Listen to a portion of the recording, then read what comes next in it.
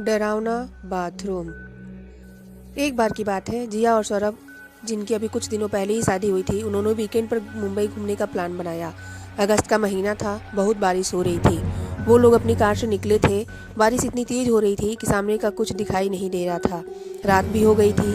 उन्होंने रात में कहीं रुकने का सोचा। उन्होंने एक छोटा सा होटल देखा।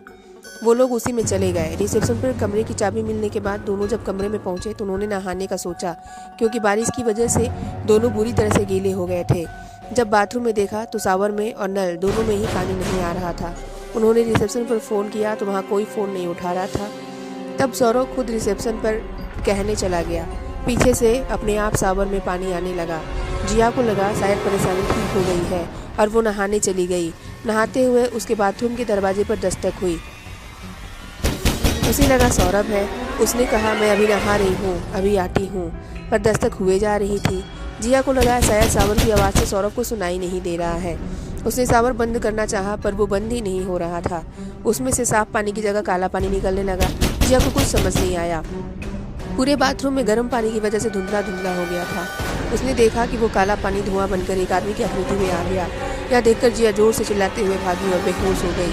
सौरभ वापस आया तो उसने जिया को बेहोशी की हालत में देखा तो उसको पलंग पर लिटाकर वो बाथरूम में गया। वहाँ उसे कुछ नहीं दिखाई दिया। एक चाकू पड़ा हुआ था। वह चाकू को उठाकर जैसे ही उठा तो वैसे ही शीशे में उसे एक डरावना आदमी दिखाई दिया।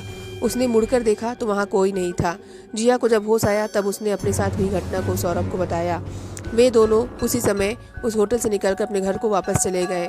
यह किसी को नहीं पता चल पाया कि आखिर उस बाथरूम में होने वाली घटना किस वजह से हुई थी और आखिर वह कौन था जो इन दोनों को इस तरह से डरा रहा था। अगर आप लोगों को मेरी स्टोरी पसंद आ रही है तो प्लीज़ मेरे चैनल को लाइक करें, शेयर करें और सब्सक्राइब करें और बेल आइकन को भी प्रेस कर दें ताकि जब भी मैं नया स्टोरी डालूं आप लोगों तक तुरंत पहुंचे। Thank you.